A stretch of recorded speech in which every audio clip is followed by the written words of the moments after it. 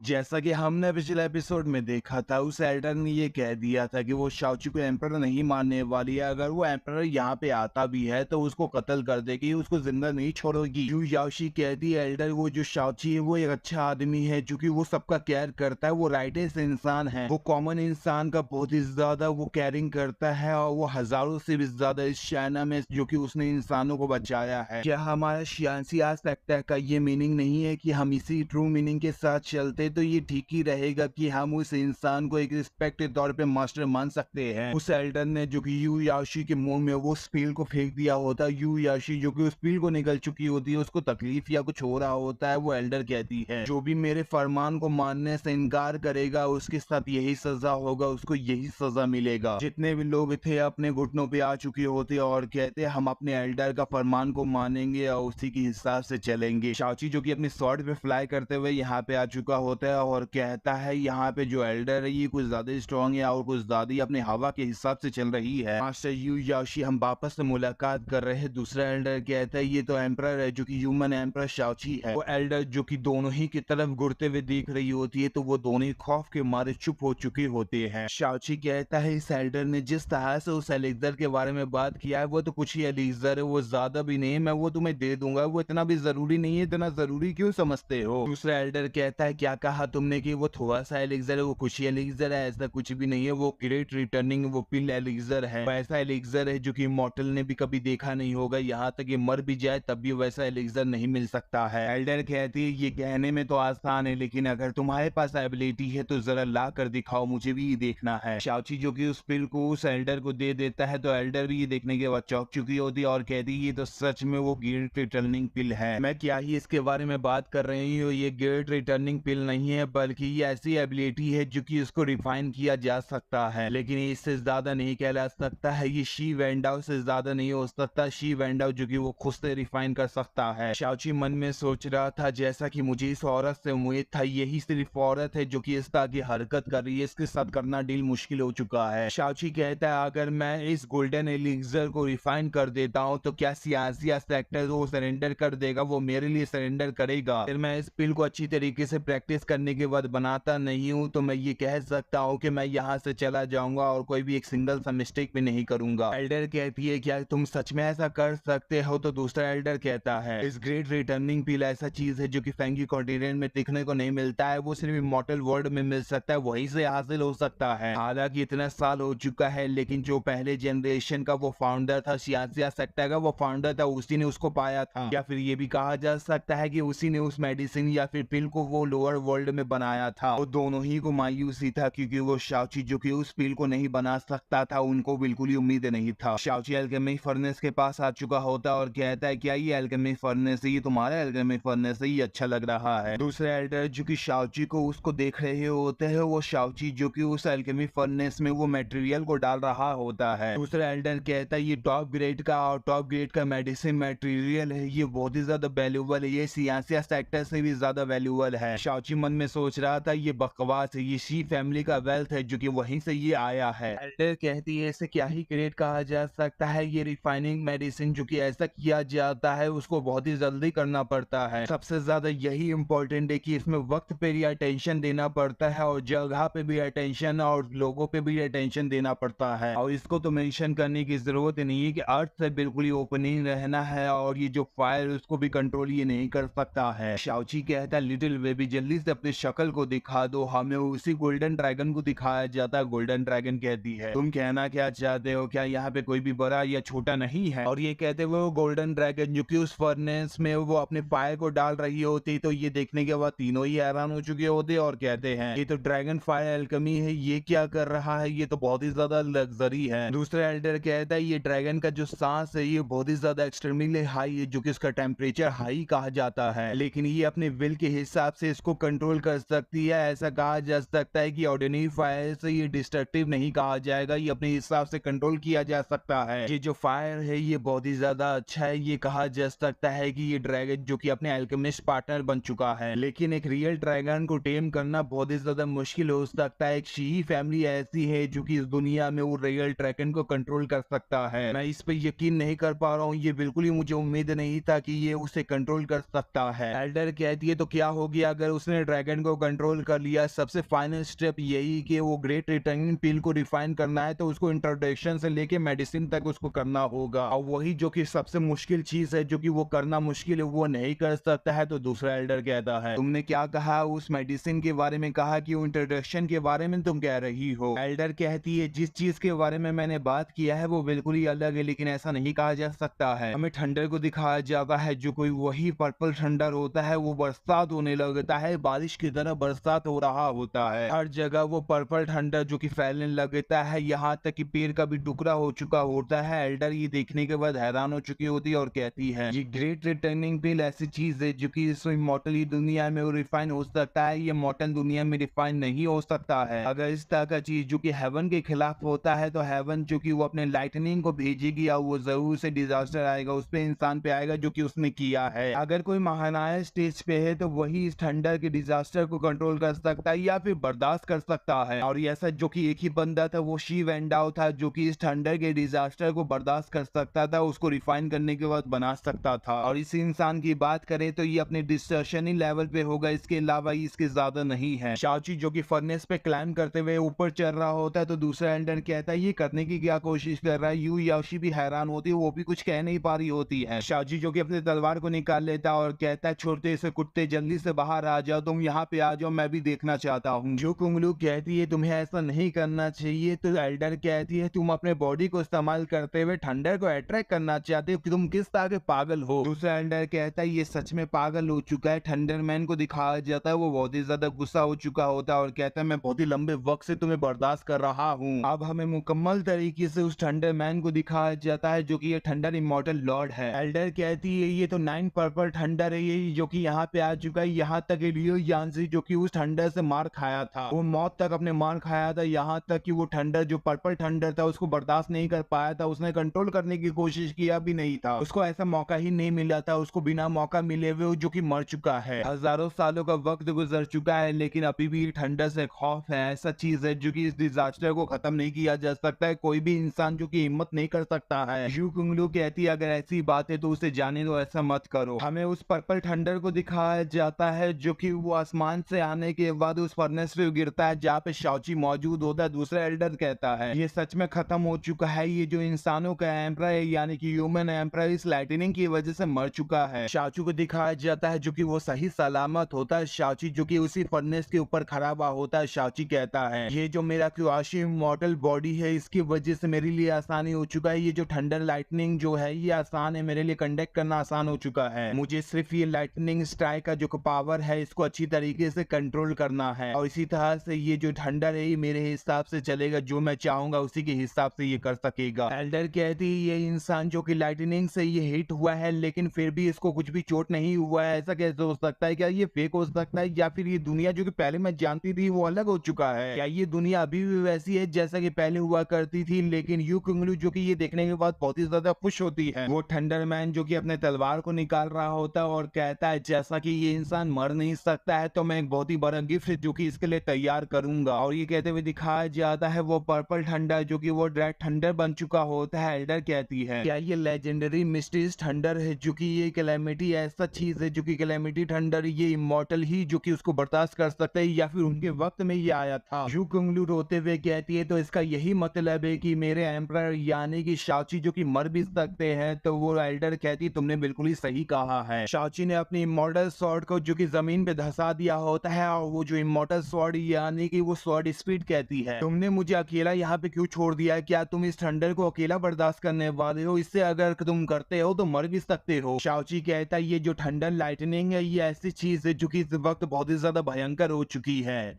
अगर तुम मेरे साथ रहने वाली हो तो ये तुम्हारे लिए मुश्किल हो सकता है, ये तुम्हारे जो टुकड़ों में तोड़ सकता है। मैं तुम्हें अपनी जिंदगी के लिए सेक्रीफाइस नहीं कर सकता हूँ, मैं तुम्हें सेक्रीफाइस नहीं होने दूंगा। यहाँ तक कि अगर मैं जिंदा भी रह जाता हूँ, सर्वाइव भी कर जाता हूँ, लेकिन फिर भी मुझे अच्छा महसूस नहीं होगा। स्वॉर्ड स्पीड भी जो कि शाओची के लिए फिक्र कर रही होती है, लेकिन वो भी कुछ भी नहीं कह पा रही होती है। इस एपिसोड को हम पे खत्म करते हैं। आगे के एपिसोड में देखने वाले हैं कि आगे के एपिसोड में क्या होने वाला है। क्या शाओची जो कि थंडर लाइटनिंग को बर्दाश्त कर पाएगा या फिर नहीं कर पाएगा, या फिर उसी के जरिए वो मारा जाएगा? आगे के एपिसोड में देखने वाले हैं कि आगे के एपिसोड में क्या होने वाला है। आगे के एपिसोड देखने के लिए वीडियो को लाइक कर देना, चैनल को सब्सक्राइब कर देना, वीडियो को शेयर कर देना, कमेंट कर देना। चलो फिर बाय बाय।